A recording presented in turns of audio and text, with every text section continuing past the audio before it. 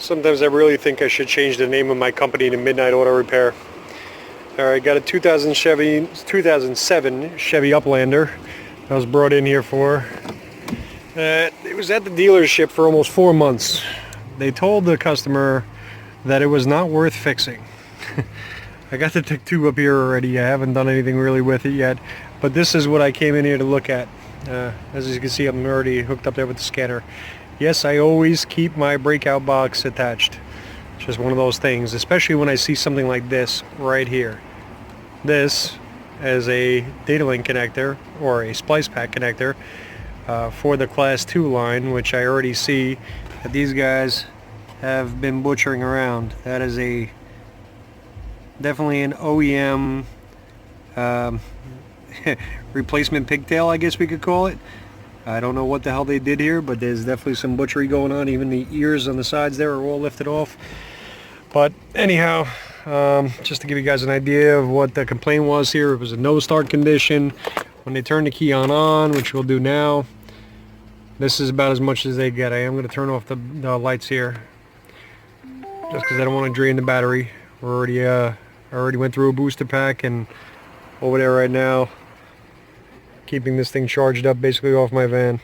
I see a body control module sitting up here on the dash, no radio coming on, security lights on.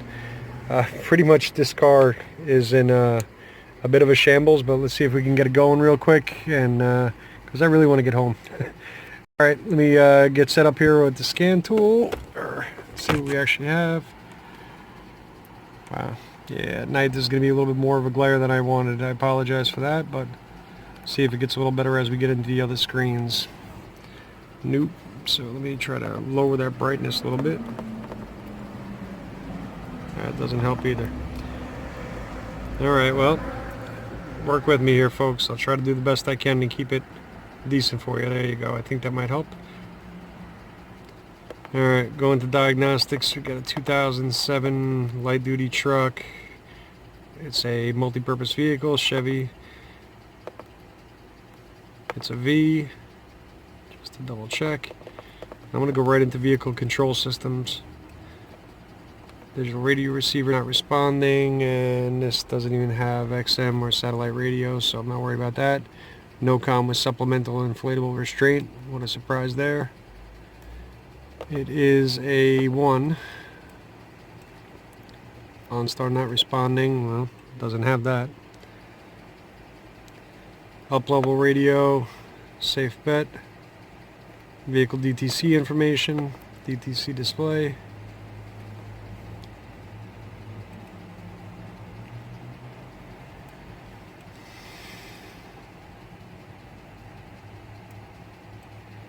BCM already with the no-com.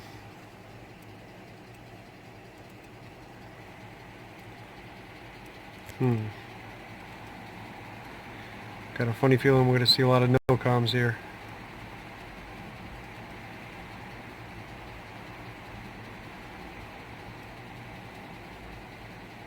Come on, Slowpoke. ECM is present with 3 codes.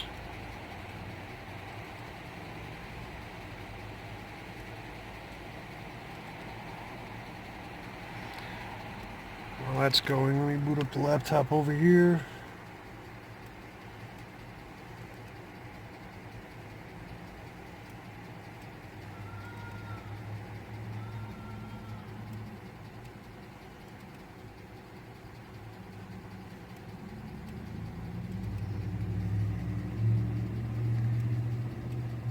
Sorry about that if I'm going off the screen. I'm trying to look in 2 different directions at once here.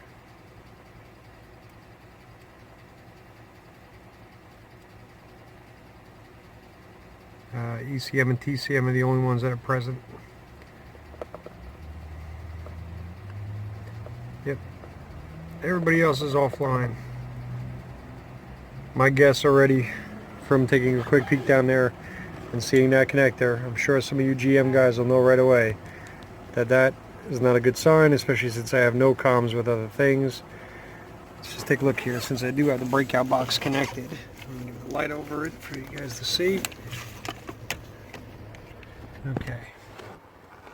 So on there we have little LEDs. I'll try to keep the light off of it as best as I can and try to get you focused in. That one little LED there on pin 6, that's our CAN data line. Then we also have pin 2, which would be our class 2 line. Both show activity, which is a good sign. Let's just get, although up here we're still seeing no comms. So let's see what we got. Alright, hold that up. And let's go right into our diagrams. Come on, little mouse. Just being lazy here. I don't feel like running back over to the truck to go grab the pen. Not yet, at least. Powertrain management. Information bus.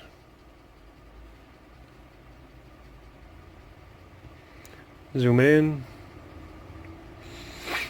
Alright. Typical GM layout.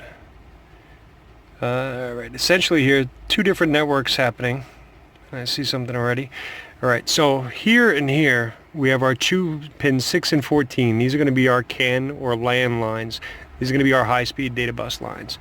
They're going to go up to the transmission control module, out of the transmission, or I should say, into the transmission control module, out of the TCM, and into the ECM. Both of those are speaking, so I don't think we're going to have any kind of an issue there.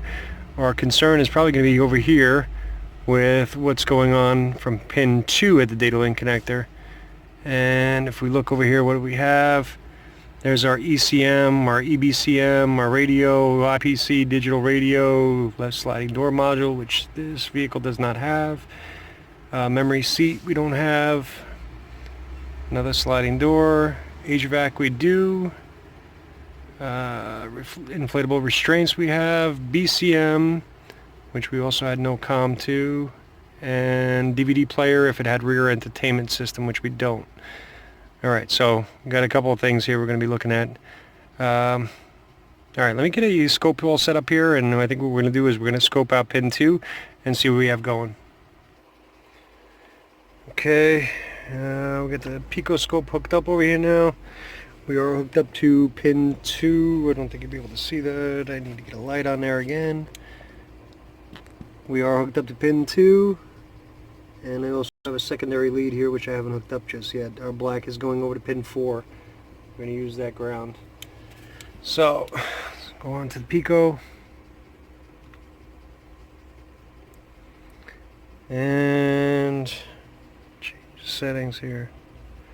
We shouldn't be seeing 20 volts. Let's go down to 10 volts. Although actually, let's see where are we starting here. A little over 8 volts. See something here. Let's turn the key back onto the accessory position, and we got something happening already here.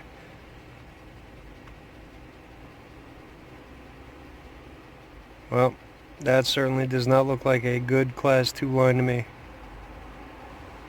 Alright, normally on a class 2 what we'll have is a 0 to 7 square wave. I'm looking here to see what we actually have. If I bring this down, let's see here. About the lowest that's actually bringing it down to is about 1.1. And let's see what our highest is. See it jumping up here at times. Seems like it's pulsing on and off. So about 7 volts there. But as you notice though, it keeps on dropping down below that rhythmically. Don't know why that is just yet, but I'm going to take a look. Good thing is though, they saved us some time and put the splice connector out here where we can get to it. So, that splice connector is going to be our next move. Let me just get that pin out up here again so we can see it.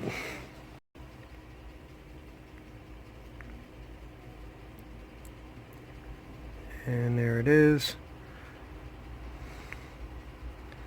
Alright, now, when you're dealing with the class 2 network, the very first thing I like to do is I like to make sure that pin 2, which would normally go over here and actually attach to my scan tool, I want to have him be able to talk to things individually to make sure, or try to I should say, see if he can talk to individual items So if we go on to, let's take in this. Sorry about that there, we're almost out of memory on this phone. If we go over here to pin B, which is what I was saying there, we're going to go pin B and bring it down to pin 2 of the data link connector. If we do that with the splice piece out, this little piece right here is actually a comb, which is, let's try to do this here with light, this right here is a splice comb. Nothing more than essentially a bus bar. Nothing like, no separations on this one. Some of them actually have separations where you'll have about 4 that go across on one side and then maybe 5 on the opposite side. This one here is all one piece. Individually, those are all the terminals that are in there, although I see that this dealership left a couple of wires out, so those are pins that aren't used on this car. Apparently there may even be more, who knows. But I want to identify though what our pin B is actually going to be. So pin A, yeah, there's a little A on there. I'm sure you guys can't see that because there's poor lighting. Again, I apologize, but this is I think 11:45 at night. But our pin A is going to be our purple wire. Hopefully they actually put these things back in right. And pin B will be dark green, so let's verify that. Up here, it is definitely our dark green. So let's get a jumper, and we're going to jumper from this pin, oops, sorry about that, this pin down here from pin 2, and we're going to bring it up here to pin B and see on here if we can restore ECM communications. Actually, I'm being a little silly here. There was something nice and easy here that we could do called Class 2 Message Monitor. Tech 2 has this. Don't know of any other tools actually that do it. But this will say waiting for data.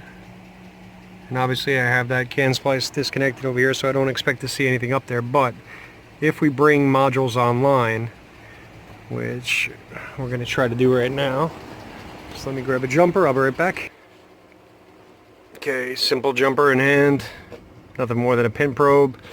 Gonna go into pin 2, and we're gonna come up here to pin B, which should be able to back probe from this side. That would be pin B. Alright, that's in. And let's see if we get any modules up here on the network. Nothing there yet. Let's do ping all modules again. Nothing showing.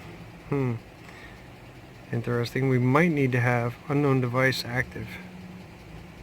Well, that's interesting. Let's see if that goes away. Pull that out. And we'll reping.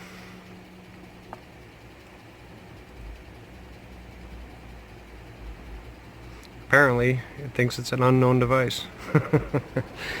Alright, let's pick another module. Let's go right for our body control module. That's going to be pin M, which alphabetically looks like it should be all the way at the end. And that'll be a light green wire. And again, I have to check to make sure that these guys actually put the pins back in where they're supposed to be. You can't see very well, but that is a light green wire, and it is pin M, or W since we're looking at it upside down. Let's try taking that one, putting that guy back online. Alright, BCM has the ability to talk. Good sign. We could actually do this going down the line to see who can start coming back up and who's talking. But before I go too far, let's go back to that lab scope for a second.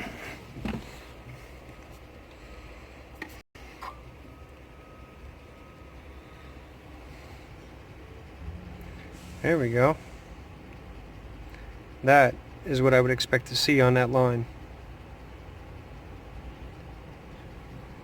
Nice that we can actually see it now. Granted, there's not a whole lot of activity there. Let's see what happens when I put the key on. Activity. and it definitely looks a lot better than it did before. Taking a look up here though, we still don't have anything working yet, and still a no start condition, which I would expect because we don't even have the ECM online. So I'm going to go a little bit further here. I want to take that jumper out for a moment, put that comb back in. I want to see what this thing does when the key is all the way on the on position. Let's turn that off. Take our jumper out. I'm going to throw our comb back in for 1 second. I know we're going a little bit backwards here, but a little bit curious already. This is just experience, and honestly, like I said, I'm a little tired and probably not in the best shape right now to be doing a communication video with one hand in probably the darkest area that there is. I kid you not, folks, there ain't a damn soul around. Let's get that splice back in. I'm gonna put you down for 1 second. Apologies for the black screen. Alright, comb back in. Momentarily we had BCM, radio, IPC, and CCP. Then they all just went inactive. But that's with the key on all the way. And right now I'm reading above where my line was before, where we had it set at about 7 volts. And it's going up even higher than that. Let's get that over here and measure that out. That way Ivan will be happy. So about 7.27 volts. Alright, that's interesting. So we have something here that looks like it's actually keeping that line either powered up. Oh, there we go again. See, it's not able to pull it all the way down the ground when that comb is being pulled back in, and there it is. It jumps right back up again to a steady voltage with no pulse. And there's a lot of aftermarket stuff in here. This is some kind of a security truck or something like that. So we could be dealing with that. But let's go with what we know. When things don't look right, let me turn this key back off again for a second. And we're going to pull back out our little splice connector again. Start working our way down the line. We know already that pin M was BCM.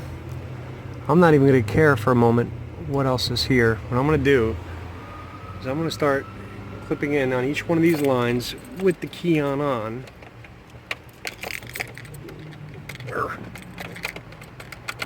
Of course, if I didn't have to jiggle a typical GM ignition switch here, or I should say key cylinder. And I'm going to plug this back in here so we have what we had before, which was bringing back up modules one by one. Let's see which one causes the same kind of a problem on that data line, because whatever we just brought back up again, which in this case here, CCP, HVAC, so we got our climate control back up there and active right now. If I was to ping all modules, the rest of them would sooner or later go away, and then we just back over to the one we have active.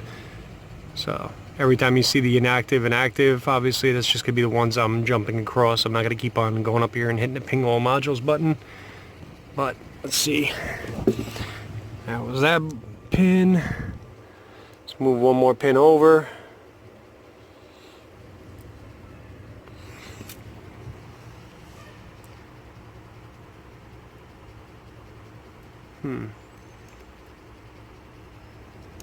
Nothing at all from that module. Whatever that might be, that might also not even be on the car. Let's move over here to this one. We weren't worried about it being pulled down. We were worried about it actually getting voltage and pulling the circuit up. Alright, nothing on that pin. Now we're on this pin. Not quite to ground. Not the worst.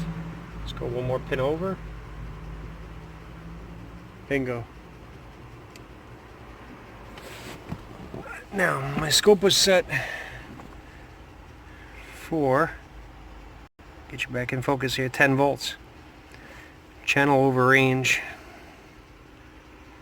Let's bring that back up to 20 volts. And there we are. Let's see what we're actually measuring on that line. 10.62 volts. Alright, what pin are we in? Apparently my phone has a timer or something set here for 10 minutes, but don't know why. Don't care. We'll get through this. Might be a couple of edits. I apologize. Looks like we're in pin E right now. A, B, C, D, E. Yep. That's pin E, and that's the one that was actually bringing our voltage up. This is with the key. Yep, on the on position. Alright, so let's find out what pin E is and find out where we're heading.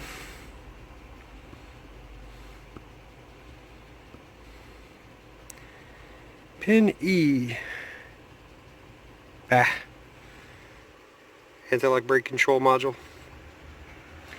Alright, let's grab the light and go take a peek.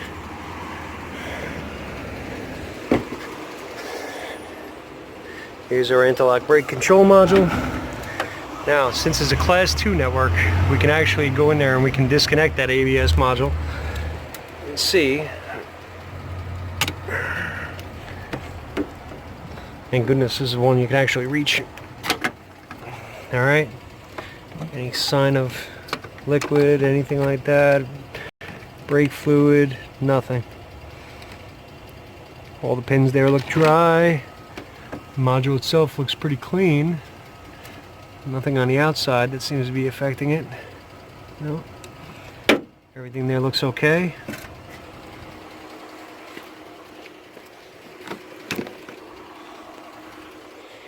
Alright. So what we're going to do now is take this off. And we're going to put our comb back in.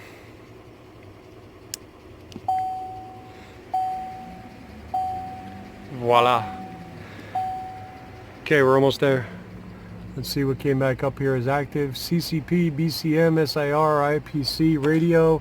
Cycle the key off for a second. Cycle the key back on. And so far that's all we're showing there. Let's see though. We do have full dash. Let's give it a turn. Ah, there we go. Now what's interesting about that is I don't see the PCM up there. And I don't know why I don't see PCM up there, because I am starting the vehicle. Now being that the PCM is also running on class 2, it may be that they chose not to put it into the message monitor test. Let's verify up here. Let's go right back into our ECM. See, the problem here is that when we go into ECM, the Rennie scan tool, it's going to want to do it on CAN communication.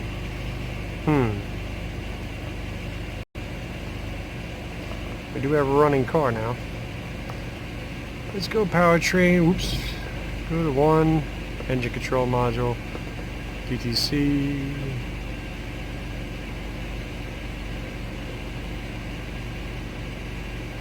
Lost communication with EBCM. No kidding. Body control module. That's in history. It's passed this last test. And theft deterrent, which is the reason why we had no crank. Okay, so I'm going to clear those out since those are the only 3. I expect to still see the ABS one there.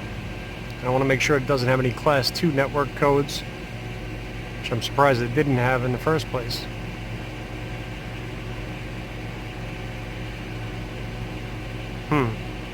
Obviously it said 0 codes. We'll restart the test. 0 codes. Well, that's interesting. Back out and go back in again. There you go, folks. Typical GM. Alright, let's cycle this key off. Turn the key back on. Restart the test. You would think it would say that it cannot speak to the EBCM. There we are. View all DDCs, and it's the only code in there. Start it back up again.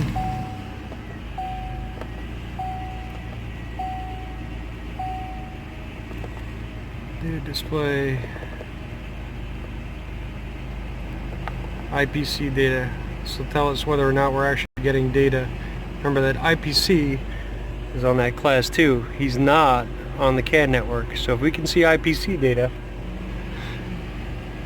and Let's see. Vehicle speed circuit incomplete. I wonder if that's of any value to us. Well, what kind of indicators do we have here? Here, traction control, brake, and ABS. But we do have coolant temp seems to be working. We do have fuel gauge seems to be working. You can always look up a diagram for that. Engine oil life. Now that comes from the engine to the IPC. So let's see if the IPC has oil life in there. And if it does, then that means on that menu, let's go in this menu. Yeah. Battery voltage 14.1, oil life 81% there, 81% here.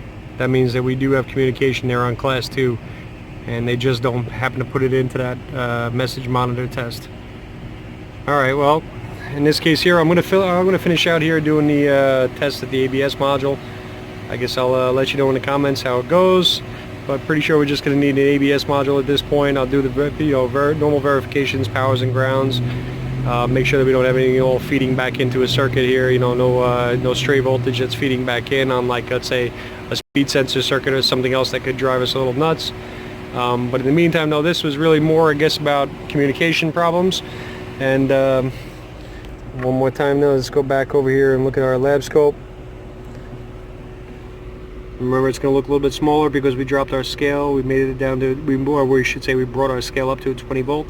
But that's a nice clean pattern, and we're on our way to being fixed. At least we have a running car. And this is the car that they said was too expensive to fix. Yep. Alright, well, let's see if that's really true. I highly doubt it, though. Looks like we're about 3/4 of the way there. Alright, folks, just wanted to share this one with you, and hope it's not too choppy for you. Have a good night.